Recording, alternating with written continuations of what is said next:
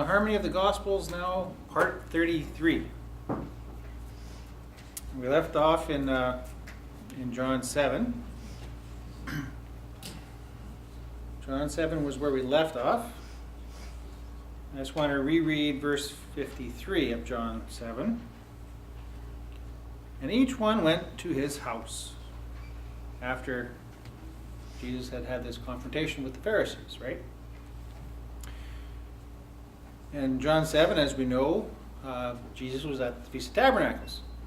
And in the middle of the feast, he came into the temple to teach, and this is where they had this confrontation. And afterwards, each one went to his own house. And in chapter 8, Jesus went to the Mount of Olives. Well, everybody had dispersed. The day was pretty much done. Everybody went to their own house. Jesus went to the Mount of Olives. Well, why did he go there? Is that where he's going to come, like, when his kingdom comes back? He would, yeah, he'd definitely come there. Would that be the significance? Or? I wouldn't think so, not in this case, no. Normally when he would want to be alone, off by himself, to do what? Pray and be with his Father. He'd like to go into the mountains or into the wilderness. Somewhere private, somewhere away from all the people. He didn't want to be around a bunch of people. He wanted to be alone. And normally when we would do these things, he'd be hours. He was probably there all night. Which we read in verse 2. And at dawn, he came again into the temple. And all the people came to him. And he sat down and taught them. Then the scribes and the Pharisees brought to him a woman who had been taken in adultery. And after setting her in the center, they said to him, "Teacher, this woman was caught in the very act of committing adultery. And in the law, Moses commanded us that those who commit such a sin should be stoned. Therefore, what do you say?" Now they said this to tempt him, so that they might have cause to accuse him. But Jesus stooped down and wrote on the ground with his finger. And as they continued to ask him, he was ignoring them. Christ just ignored them. As they continued to ask him, he lifted himself up and said to them, "Let the sinless one among you cast the first stone at her." And again he stooped down and wrote on the ground. But after hearing this, they were convicted, each one by his own conscience, and went out one by one, beginning with the older ones until the last. And Jesus was left alone, and the woman standing in the center. And when Jesus lifted himself up and saw no one but the woman, he said to her, "Woman, where are your accusers? Did anyone condemn you?" And she said, "No one, Lord." And Jesus said to her, "Neither do I condemn you. Go and sin no more." Question 1. Were the scribes and Pharisees right to ask that this woman be stoned? By the law, yes. Yes, they were. Yes, they were. That's why this was a test. Question 2. Why did Jesus initially ignore them, stooping down and writing in the ground with his finger? Was he writing their sins, maybe? Things they could be condemned for? I wouldn't think so, no. I wouldn't think he would do that. They were demanding this answer of Jesus, weren't they? His response? He didn't say anything. He ignored them, stooped down to the dirt, started doodling. Maybe he was drawing a tree. Who knows? Or maybe it was just... And how long did he do that? Right? They were all hypocrites. Every one of them. And they all deserved death themselves. All of them. Every one of them. They didn't even deserve an answer to their question. Not one of them. So he was ignoring them.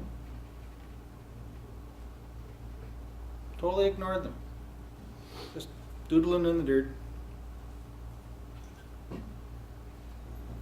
But after they kept hounding him, how long doesn't say. Probably several minutes, maybe longer, demanding some kind of answer. So Jesus stated, he lifted himself up and just said this, "Let the sinless one among you cast the first stone at her." And then he ignored them again. Stooped back down, started doodling in the dirt again. What was going on when this was happening? Why did he again ignore them? I always had the impression that he was writing people's names in the sand, in the dirt. Doesn't say that. Was it mentioned anywhere else? I don't know where I got that idea from. I thought it was someone's name, people's names, he's listing them off. No. I wouldn't think he would do that. With him just stating the very fact, "He who is sinless among you cast the first stone," it's pretty much naming every one of them as sinners. If any one of you is without sin, go ahead. You wouldn't have to write names down. Because with that statement, and with him just totally ignoring them, they're left with their own conscience to convict themselves. He doesn't have to They accuse departed them. one at a time. It took time. No, they departed one at a time. Yeah, but it took time. Yeah. That's While what I he was said. writing. Yeah. So, whatever was the reaction from what he was writing, they departed one at a time, not altogether. Who knows? Well, the narrative says that something significant happened. He wasn't. Well, of course something significant was happening, but was he writing names and stuff? Who knows? Who knows? What I do know is that one at a time they left. Yes. So it was personally significant Absolutely. to each individual as they departed the company. We can speculate on that. And that's why we're having this Bible study. Right? What he was writing in that dirt, we do not know. I know, that's just why I always assumed he was writing something specific, because the narrative, I always kind of gather, I know it's irrelevant to the, but, you know. Yeah. He didn't have to convict any one of them. Personally, he didn't have to. With that very statement, "He who is sinless among you cast the first stone," and then he left them to contemplate it. What he was writing in there, we can make all kind of speculation, but it's not concrete that, yes, I know your name is such and such, and I'm starting to list your sins. We can speculate whether he did that or not, or whether he was drawing a tree. Who knows? It was important for us to know. It would have been in the Bible. Yes. Enough time passed, though, because there was a lot of people here. And they didn't all leave at once. They left, the older ones first. The older ones obviously had a lot of sins. And they could contemplate, yeah, I've done lots of stuff over my life. And they should have more wisdom too. The younger ones, they probably hadn't committed as much, and they're probably more, as young folk sometimes are.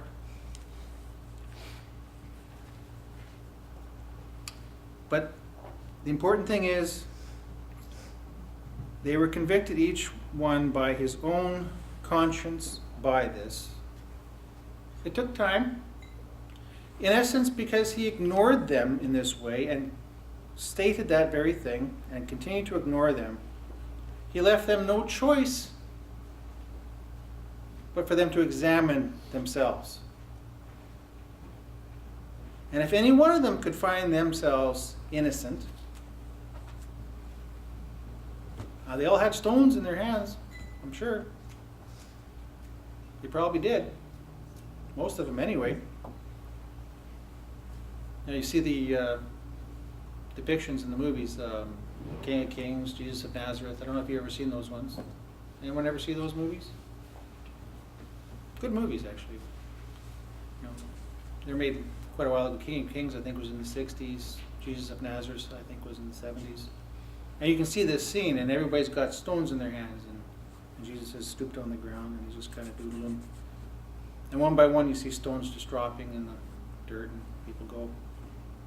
That's what they did in the movies, and it was quite good, actually. But the important thing is, everybody was convicted of their own conscience. Everybody there was guilty of something, and everybody there deserved the death penalty, according to the law. Question 4. What do you suppose might have happened if someone did throw a stone?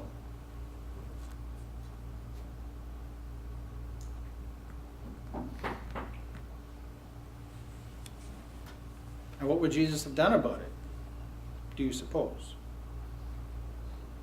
It's interesting to speculate because Jesus wasn't stopping them from casting a stone at her. He didn't come right out and defend her and stop them from casting a stone. He knew that, the law of Moses states that, and she was caught right in the middle of it. It wasn't his accusations. She was right there, and they probably dragged her off, and there was no disputing, lots of witnesses. If someone had thrown a first stone, knowing the crowd mentality and the mob mentality, probably other stones would have followed, and then many. And that woman probably would have been stoned to death. Would Jesus have stopped it?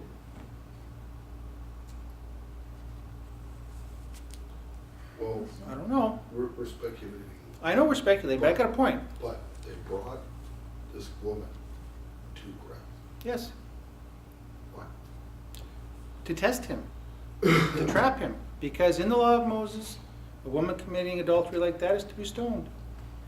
What do you say about it, teacher? Yeah, but there was maybe a false respect there, but they still, I doubt, would go against it. There's many incidents when they had opportunity to grab him and kill him, Yeah, and they didn't because he either slipped away or they feared the people. the people were right there, witnessing this. Yes. Jesus did not say, "You're not allowed to stone her." He didn't say that. He said, "He who is sinless amongst you cast the first stone." He gave them permission to stone her, provided they themselves were innocent. He gave them permission to stone her, provided somebody among them was innocent. Nobody did. But supposing someone did, right? Now this supposing is just for a lesson. Okay? Supposing someone did. Mob mentality usually shows that the mob would go right along with it, and people that normally wouldn't commit a crime commit crimes. Look at the Vancouver riots after the Stanley Cup. Ridiculous. If someone had cast the first stone, more probably would have followed. Jesus probably, I'm not saying definitely, probably would have allowed it, but what would have been the consequences had that happened? Especially for the person who cast that first stone. With Jesus right there. He who does not forgive will not be forgiven, right? You gotta look at that. With Jesus right there.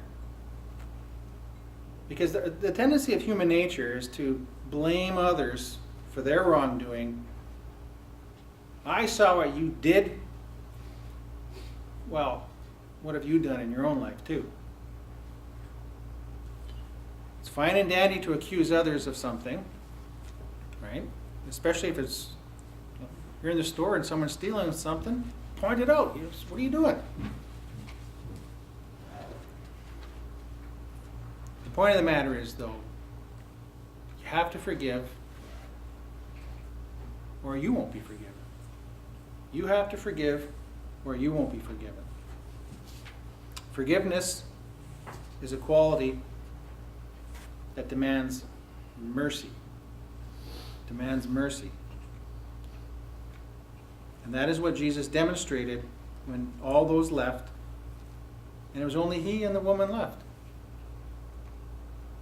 She was guilty. Jesus knew she was guilty. She knew she was guilty. And when all those left, and there was none left to convict her, he himself showed mercy and forgave her also. But he didn't say, it's all right to continue. Go and stop sinning. I'm not giving you permission. I'm not saying what you did was okay. What you did was absolutely not okay. And you can see that now. I can see that you're sorry about it. You almost died here. And I have authority to forgive you of this. But don't sin again like that. Or in any other way, as a matter of fact. Mercy. Mercy is something that does not have a place in the letter of the law. The letter of the law demanded that she be stoned. Mercy overcomes that. Mercy overcomes that. Then Jesus spoke to them again. Well, some time must have passed because everybody left, right? So, for sake of space and narration, John just continued with whenever there was people around again. Jesus spoke to them again, saying, I am the light of the world. The one who follows me shall never walk in darkness, but shall have the light of life.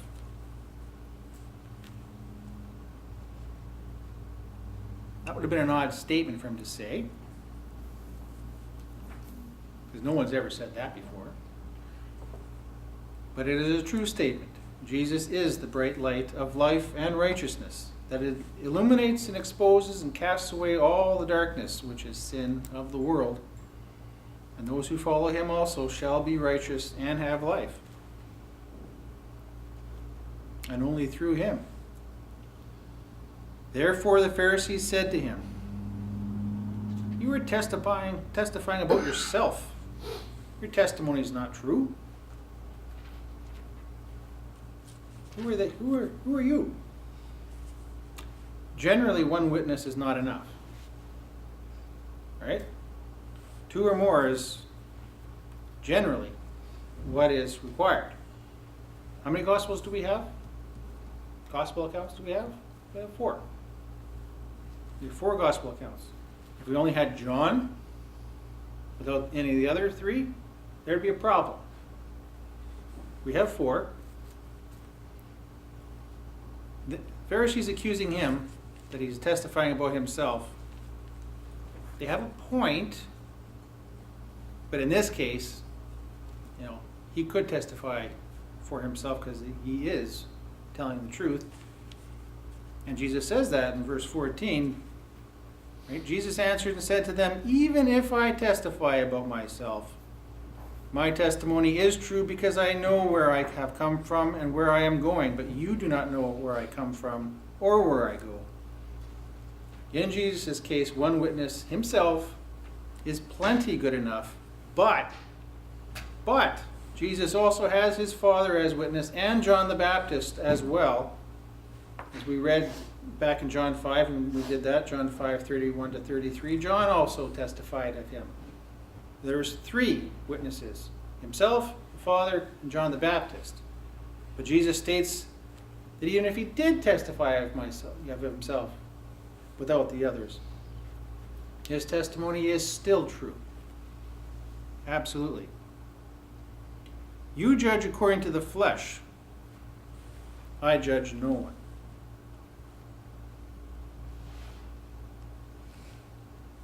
Isn't Christ the one who does judge us, though? Isn't power and authority given to Christ to judge us, though? Yes. But he wasn't judging now, on a whole. He didn't come into the world at this time to judge the world. Yet. He didn't come into the world to judge the world yet. Which is also why he didn't judge that woman then, she'll have judgment too. Righteous judgment when her time has come to have judgment. And Christ gave her an admonition, sin no more, lest you be judged. Right? So if he is not judging now, what did he come into the world there to do at that time? He had to accomplish something first. He had to qualify first as King of Kings and Lord of Lords. He had to disqualify the present ruler of that world at that time, Satan. He had to defeat him. And then he had to make an atonement for the world by his own death. And then there would be time for judgment.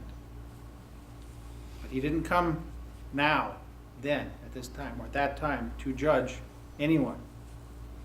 Yet, verse 16, if he did judge, his judgment would be true. For I am not alone, but I and the Father who sent me. And it is written in your law that the testimony of two men is true. I am one who bears witness of myself, and the Father who sent me bears witness of me. Also John the Baptist, as we read in John 5. Then they said to him, where is your Father?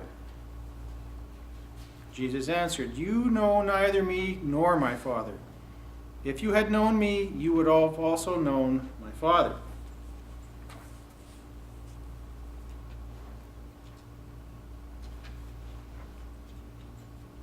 They did not understand at all, really, what Jesus was getting at. But they knew, as we see through this conversation, they knew what Jesus was claiming, and the works that he did testify of him. So they should have known who he was. They had no excuse not to know who he was. In fact, they were pretty sure of what they were doing. We'll see in John 8 how clear Jesus makes it to them. And instead of accepting Jesus as he says he was, they utterly rejected him. They thought they knew God. They thought they served God. But they couldn't have been more wrong. Their hearts were far from God because all they saw, remember the last Bible study? Those that desire to do the Father's will shall know God, but those who seek their own will not know God. That was in the last Bible study there. They did not seek the Father's will. They did not desire to know God the Father. Therefore, they could not know the Father.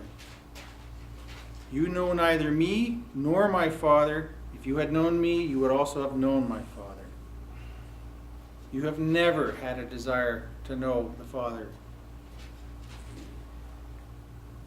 Jesus spoke these words in the treasury while teaching in the temple, but no one arrested him because his time had not yet come. What time? The time of his death, of course. That would come the following spring, Passover season. Short time from here. Then Jesus said to them again, I am going away, and you shall seek me, but you shall die in your sin. Where I am going, you are not able to come. Strong words. Again, we read that similar wording last Bible study. I want to go through those other scriptures again, because Jesus is clearly telling them, I am he that gives life. I am he that came from the Father. They knew he was declaring himself as the Son of God. They knew he was declaring himself as the Messiah, as the one. But they would not believe it. Can anyone hear testimony like that from Jesus Christ directly, deny it emphatically, and have life? He's telling them very dangerously, and before in chapter 7, he's telling them, I have only a short time with you. I am with you yet a little while, and then I go to him who sent me. You shall seek me, but shall not find me. Where I am going, you are not able to come. That's what we read last time. I am here now before you, and I'm testifying who I am, and you are denying it. How long do we have before we can reject Christ for so long? I mean, how long do we have? We have this lifetime. Those who have never known Jesus and have no excuse other than they've not known Jesus at all, they will have their time to know Jesus. These leaders are right there before him, and he's clearly telling them who he is, and they're rejecting him. Isaiah 55 verse 6, we'll do this one again. Seek the Lord while he may be found, call upon him while he is near, because it won't always be so. Psalm 32 verse 6, for this reason let every godly one pray to you in a time when you may be found. Surely in the floods of great waters they shall not come near him.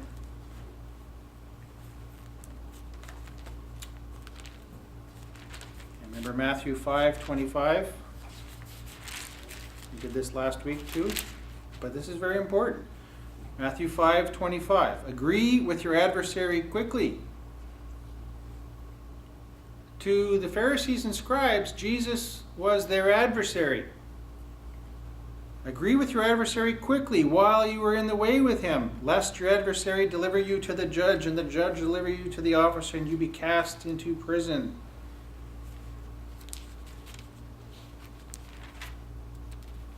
And Matthew 25, verse 11. This was the virgins, remember? The virgins who didn't keep their oil lamps full. And afterwards the other virgins also came, saying, Lord, Lord, open to us. But he answered and said, truly, I say to you, I do not know you. What's happening with these scribes and Pharisees with their confrontations with Christ all the time? And 2 Corinthians, we're doing that one again, as these scriptures are very important. 2 Corinthians 6, verse 1, we then, working together with him, are also exhorting you not to receive the grace of God in vain. We can't come to know Jesus Christ and God the Father and then leave the faith. Cannot do that. Hebrews 3, verse 13. Rather be encouraging one another each day while it is called today, so that none of you become hardened by the deceitfulness of sin and lose your salvation, paraphrasing. Back to John 8, verse 22.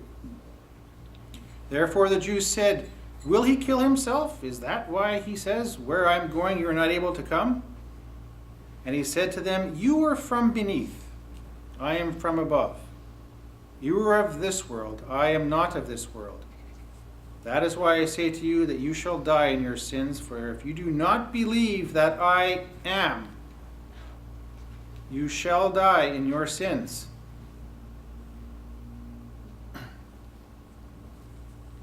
If you do not believe that I am, they knew what he was saying when he said that. They recognized it when he said that. If you do not believe that I am, that goes back to Exodus. We'll go to that scripture when we get to verse 58 of this. He's identifying himself to these people again. And again they reject. And they can't know God because their hearts are far from God, even when God is right there before them. Then they said to him, "Who are you?" And Jesus said to them, "The one that I said to you from the beginning."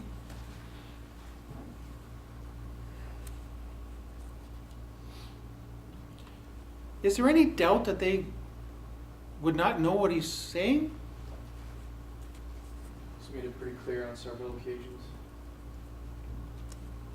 They know what he is saying of who he says he is. And from all of his testimony over the past 3 years, all of the works that he's ever done, they've tried time and again to try to trip him up, to try to trick him, to try to test him, and they've never been able to do it. Never. And not only that, they've never been able to find a fault in him. They've never been able to find a sin in him. And they've been watching him closely for years. That's testimony enough of who he is. The miracles that he did. The way and the manner in which he teaches. What kind of an excuse do they have to deny him, who he is? Is it any wonder he says to them, "I am going away, and you shall seek me, but you shall die in your sin. Where I am going, you are not able to come." What is going to be their fate? Let's think of that.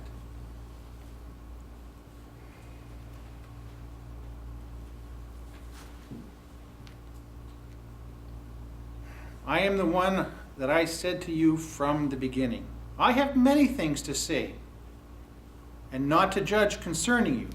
I have many things to say to you, and to judge concerning you. But he who sent me is true, and what I have heard from him, these things I speak to the world. But they did not know that he was speaking to them of the Father. And yet he's speaking so plainly to them. And yet they should know. They should understand. Then Jesus said to them, "When you have lifted up the Son of Man, then you yourself shall know that I am." The second time he says that. They know what he's saying when he says, "I am." And that I do nothing of myself, but as the Father taught me, these things I speak. And he who sent me is with me. The Father has not left me alone, because I always do the things that please him. He's talking about the Father. He says the Father. He's not talking about his human dad. And they know he's not talking about his human dad. They know what he's saying, or they know what he thinks he's saying. But they don't believe him. They don't believe him. However, as he spoke these things, many did believe in him. Many did. Does that include some of these scribes and Pharisees? We're talking about the Jews that are around. We're in the middle of the temple here. There were being a lot of leaders there. Could be. Nicodemus did. Joseph of Arimathea did. Others aren't named specifically so much. Was there any other that you know of? No, it's just when Nicodemus said, Nicodemus was very prominent, and he said, we know when you come from God. Yes, how many of them know? I mean, there was Obviously a significant number amongst the Sanhedrin. significant. I would think so too. And that's why But there were some. many believed in him. But there were some. Yes, There were some. they were afraid. Nicodemus came to him and spoke Aramaic. Yeah, I know. For- They were afraid. And we covered Nicodemus in the last chapter at the end of that. when Nicodemus was trying to defend Christ, saying, why are you convicting him already without a proper trial? Let's hear the man, see what he has to say. Because he was hoping that when they did this, that Jesus would be able to convince them. In this here, there must have been some in the leadership that believed him, and that's what this is referring to. Because we know that a lot of the masses were believing in him already. That's why the leaders were getting more and more antsy to arrest him and kill him quickly, because he was such a threat. But when Jesus spoke like he was here and now, because time was short, I'm only here with you a little while. You only have a little more time before you realize what you're going to be doing, and then it's going to be too late, because you're not going to be able to come where I go. So you better listen up. And many did. Many believed in him. But there were many that did not. Therefore Jesus said to the Jews who had believed in him, if you continue in my word, you are truly my disciples, and you shall know the truth, and the truth shall set you free. And that would have given those ones comfort. But of course, the others, they answered him, we are Abraham's seed, and have never been in bondage to anyone. What do you mean by saying you shall become free? Jesus answered them and said, truly, truly, I say to you, everyone who practices sin is a servant of sin. And the servant of sin does not live in the house forever, but the Son lives forever. The servant doesn't always live in the house. Therefore, if the Son shall set you free, you shall truly be free. The son of the master of the house inherits. And if the son welcomes you in his inheritance, then you will partake of that inheritance. If you remain a servant, there is no inheritance for you.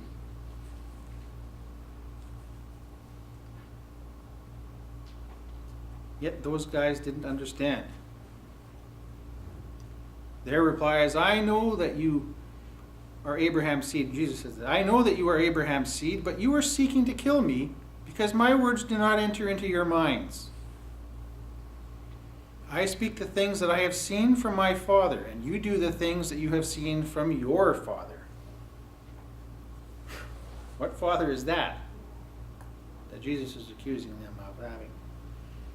We know that he's referring to Satan himself. But these guys said, they answered, our father is Abraham. Jesus said to them, if you were Abraham's children, you would do the works of Abraham. But now you seek to kill me, a man who has spoken the truth to you, which I have heard from God. Abraham did not do this. You were doing the works of your father, not Abraham.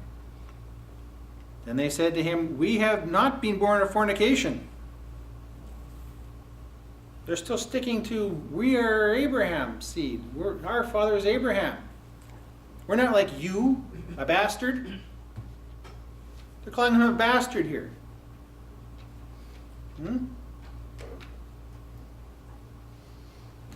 Pretty much. We have not been born of fornication. Mary being pregnant before Joseph was with her. We have one Father, and that is God. Right? Therefore, Jesus said to them, if God were your Father, you would love me, because I proceeded forth and came from God. For I have not come of myself, but he sent me. Why don't you understand my speech? Because you cannot bear to hear my words. You are of your father the devil, and the lust of your father you desire to practice. He was a murderer from the beginning and has not stood in the truth, because there is no truth in him. Wherefore he speaks a lie, or whenever he speaks a lie, he is speaking from his own self. For he is a liar and the father of it. And because I speak the truth, you do not believe me. Which one of you can convict me of sin? If I speak the truth, why don't you believe me? He gives them his own challenge. He tells them plainly he speaks the truth, and they are nothing but liars. If I speak lies, prove it to me. If I have sinned, prove it to me. He's giving them ample time. A stage right there. Give me proof if you can convict me of any sin, or if what I am speaking is not the truth.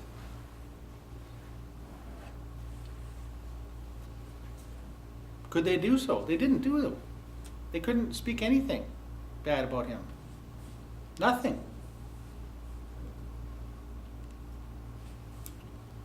The one who is of God hears the words of God. For this reason you do not hear, because you are not of God. They sought their own will still, just as Satan himself seeks his own will. Then the Jews answered and said to him, Are we not right in saying that you are a Samaritan and have a demon?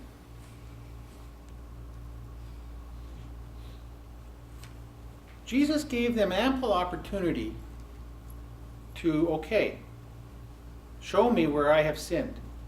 Show me where I have not told you the truth.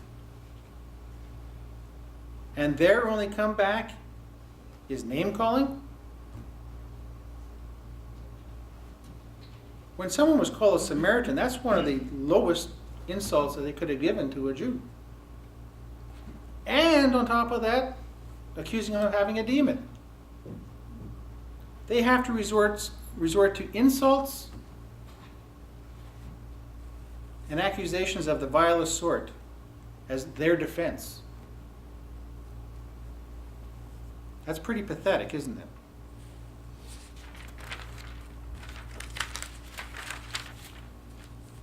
But we can't be self-righteous in anything ourselves.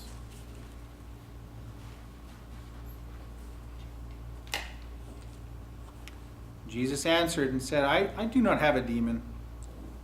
He didn't resort to name-calling either. I do not have a demon. He didn't answer anything about the Samaritan insult, but what's the point? What's the point of that? He's not going to resort to their level. But I honor my Father, and you dishonor me. Yet I do not seek my own glory. There is one who seeks and judges. Truly, truly, I say to you, if anyone keeps my words, he shall not see death forever. Did Jesus mean that anyone who believes in him would not see physical death? He's not saying that here, but that's what these guys are hearing as we hear from their reply. Jesus is meaning that anyone who believes and keeps my words shall not see death eternally. You may die a physical death, but you will not die eternal death. These guys didn't get it. The Jews said to him, Now we know that you have a demon. Now we know. You've just proved it. Why? Because Abraham and the prophets are dead. And yet you say, if anyone keeps my words, he shall not taste of death forever. Well, they got to screw it up. Now they know for sure he has a demon. How messed up. Are you greater than our father Abraham who died? And the prophets who died? Whom do you make yourself to be? They know who he makes himself to be. They know who he is claiming to be, but they still won't believe him. Jesus answered, If I glorify myself, my glory is nothing. It is my Father who glorifies me, of whom you say that he is your God. Again, he's plainly stating who he is and who his Father is.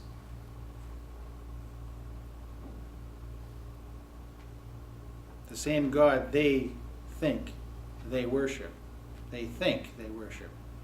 But they've got it all backwards. Yet you have not known him. You claim to worship him, you claim to serve him, but you don't know him. I know him. And if I say that I do not know him, I shall be a liar, like you.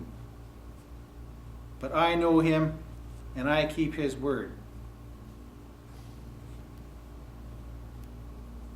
Again, he cannot be more plain to them.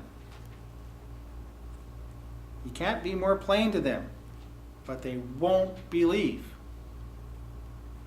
Abraham your father was overjoyed to see my day, and he saw it and rejoiced. Then the Jews said to him, you are not even 50 years old, and you have seen Abraham? Jesus said to them for the third time, truly, truly, I say to you, before Abraham was born, I am.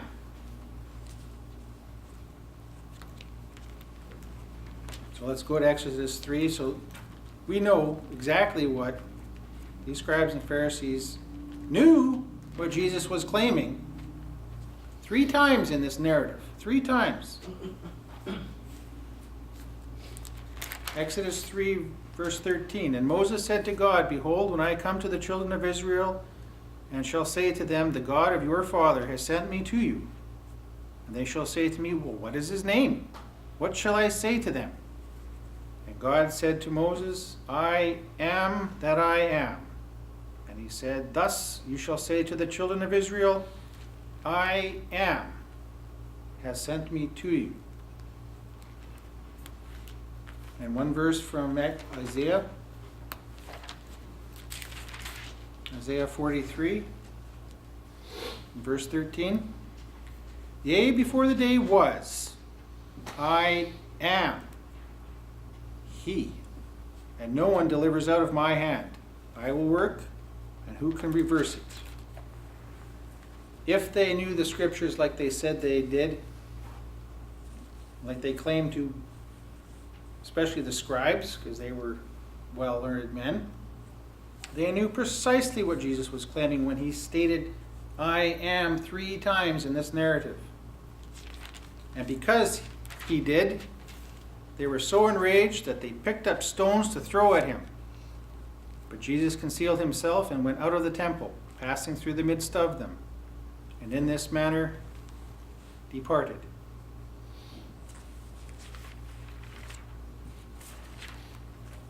He had to give this witness to them. And he did. And it was fruitful because many did believe. Right? It says that. Many did believe. Many did not. There will always be some who reject Christ. And we only have so much time to accept Christ. You can't just keep living your whole life rejecting Christ. Whether it's this one or in the second resurrection. You cannot reject Christ forever. There is only so long you have. And then where he is, you won't be able to come. You won't ever be able to go. There is a time for salvation, and then there is not.